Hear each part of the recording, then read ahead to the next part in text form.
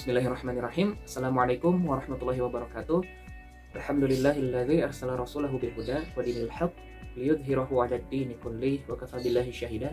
Asyhadu an la ilaha illallah wa asyhadu anna Muhammadan 'abduhu wa rasuluh. La nabiyya ba'da. Amma ba'd. Baik, kami kelompok 3 yang beranggotakan saya Raihan Lutfi Maulana, Nama saya Rahman Hidayatullah dari kelompok 3. Saya Nurmiati. Saya Noneng. Saya Pupa. akan membahas dan juga mempresentasikan mengenai artikel yang telah kami susun yang berjudul Membangun Paradigma Pengelolaan Zakat yang Lebih Berdaya Guna. Berbicara mengenai zakat, zakat merupakan sejumlah harta tertentu yang kita keluarkan dan kemudian disalurkan kepada orang-orang yang membutuhkan. Orang-orang yang membutuhkan di sini memiliki persyaratan tertentu untuk menerima zakat. Berzakat adalah sebuah kewajiban yang telah ditetapkan oleh Allah.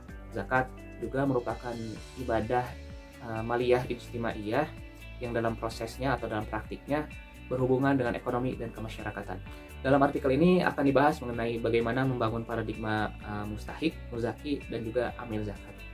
Bagaimana pembahasannya? Selamat menyaksikan. Saya ingin menjelaskan tentang landasan teori kelompok kami, di mana kelompok kami mengeluarkan landasan teori dengan paradigma yang bisa diartikan sebagai pandangan atau seseorang tentang zakat. Zakat di sini secara bahasa bisa dikatakan keberkahan, pertumbuhan, perkembangan, kesucian, dan lain-lain sebagainya. Sedangkan zakat menurut istilah yaitu merupakan bagian harta dengan persyaratan tertentu yang telah ditetapkan oleh agama. Dan juga zakat ini merupakan salah satu rukun Islam yang dimana telah dikenakan kepada orang-orang yang telah mukallaf atau orang-orang yang telah terkena hukum seperti orang yang telah akhir balik dan lain-lain sebagainya. Nah, zakat di sini ada yang pertama zakat fitrah yang diwajibkan dilaksanakan setiap orang muslim ketika bulan Ramadan. Tentunya baik untuk laki-laki ataupun baik dengan perempuan. Yang tujuan pembayaran zakat ini untuk mensucikan diri dari dosa-dosa agar jiwa kembali fitrah. Baik, adapun zakat bagian itu yang pertama produktif dan juga konsumtif.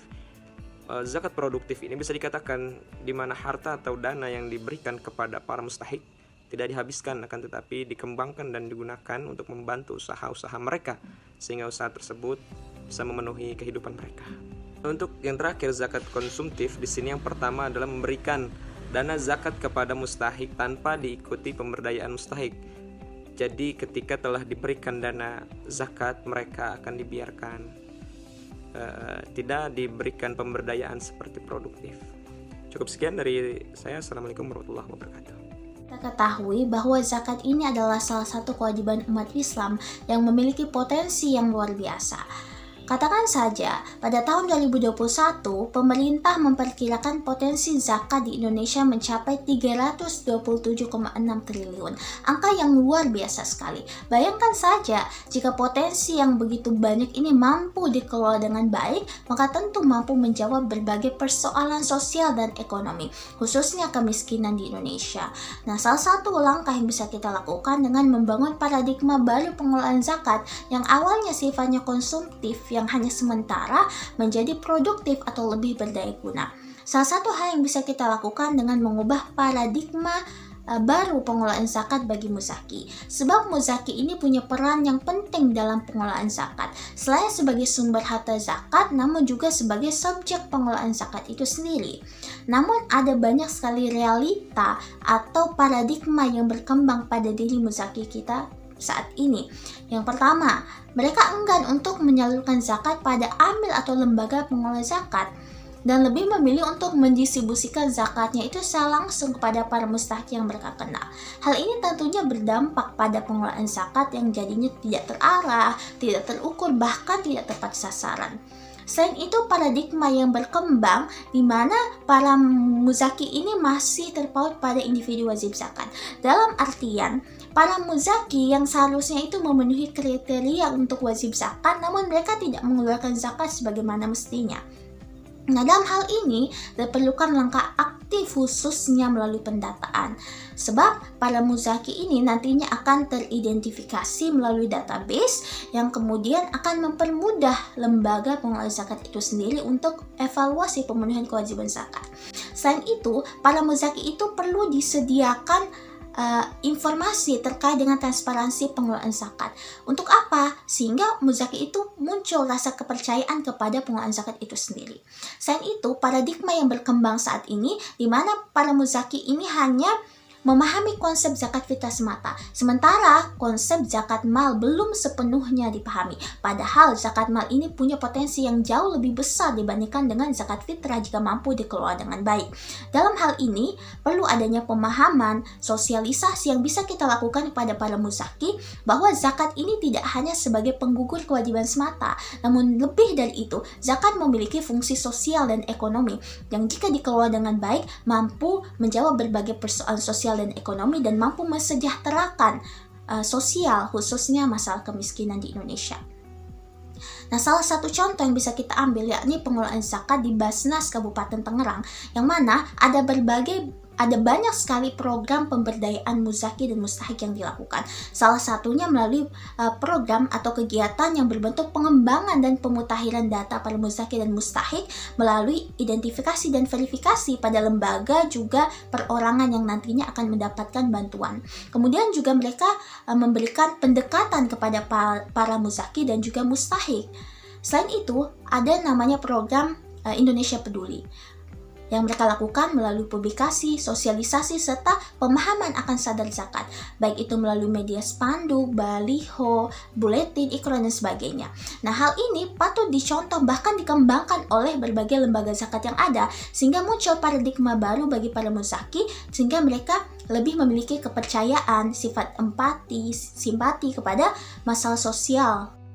Baik teman-teman, untuk pembahasan selanjutnya yaitu paradigma mustahik.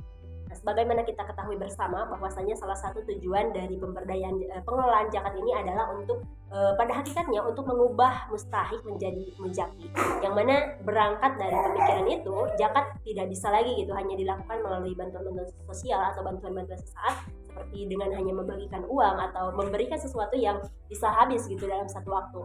Tapi zakat pada saat ini gitu harus memiliki paradigma pemberdayaan yang diikuti oleh pendampingan kepada masyarakat atau komunitas. Nah, oleh sebab itu, paradigma baru yang penting dibangun dalam pengelolaan mustahik adalah dengan mendasarkan pada skala prioritas kebutuhan di antara mereka.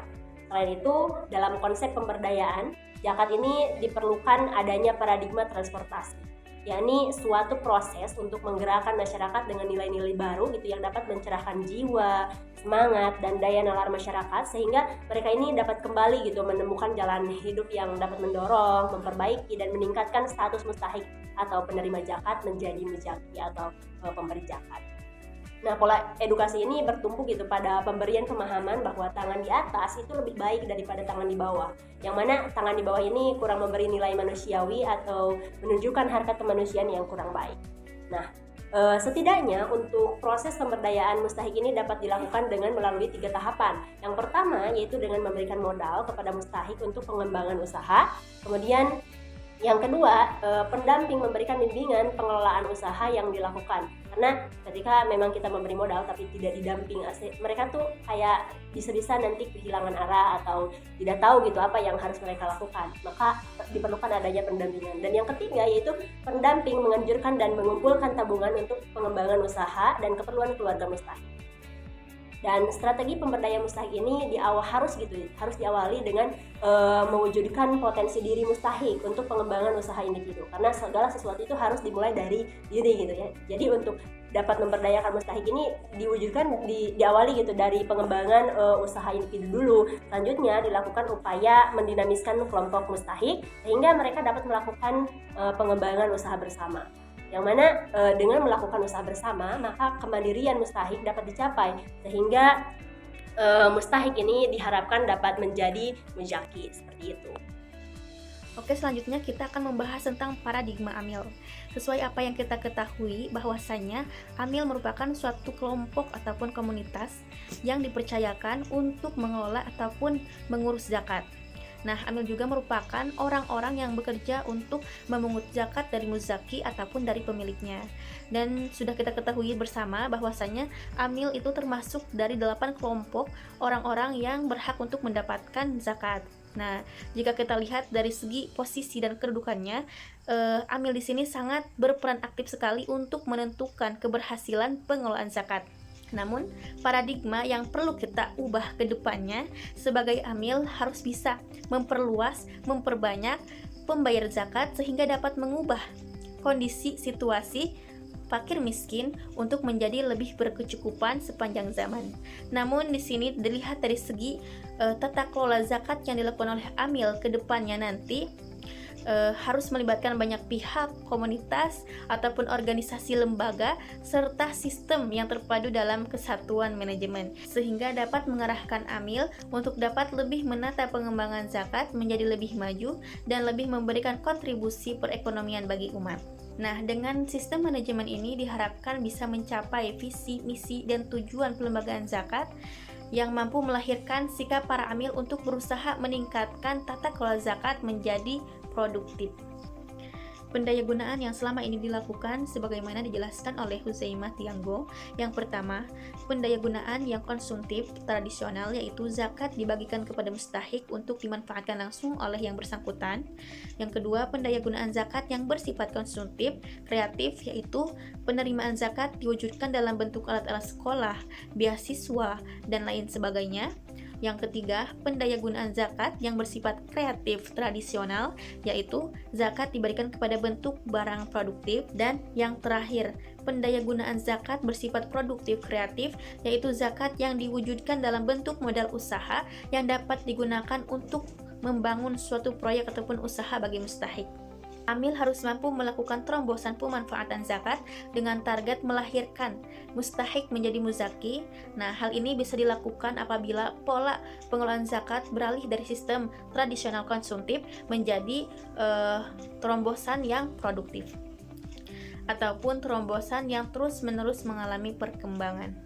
Oleh karena itu, dengan terbentuknya lembaga pengelolaan zakat yang merupakan suatu bagian upaya merubah paradigma masyarakat dalam pengelolaan zakat yang asalnya identik dengan ustadz konsumtif ataupun dengan kepanitiaan dan lain sebagainya menjadi paradigma yang produktif, yaitu melibatkan lembaga sebagai pengelolaan zakat. Salah satu contohnya seperti Baznas ataupun Badan Amil Zakat Nasional, khususnya yang ada di Jawa Barat ya, Baznas Jabar. Nah, di dalam Baznas itu sendiri banyak sekali program-program yang dapat menciptakan zakat produktif kreatif untuk memberikan modal usaha kepada mustahik, sehingga ada peluang bagi mereka untuk usaha sehingga mendapatkan tarif ataupun pendapatan yang besar dan juga mendapatkan peluang untuk bisa menjadi muzaki. Nah, salah satu contoh program Baznas Jabar ini adalah seperti pelatihan Z-Chicken. Nah, Z-Chicken ini merupakan salah satu program pemberdayaan zakat yang bersifat produktif. Nah, di mana Baznas Jabar menyalurkan bantuan usaha 1000 Z-Chicken untuk dikelola para penerima manfaat di Pulau Jawa khususnya. Nah, terus tidak hanya memberikan bantuan berupa modal usaha, tetapi Baznas Jabar juga membentuk ekosistem pengelolaan usaha agar semakin optimal. Dan sebelum memulai usaha, tentunya para penerima manfaat ini juga diberikan pelatihan khusus untuk membuat ayam crispy yang lezat dan enak supaya usaha mereka dapat laku dan diterima di pasaran. Terima kasih. Wassalamualaikum warahmatullahi wabarakatuh.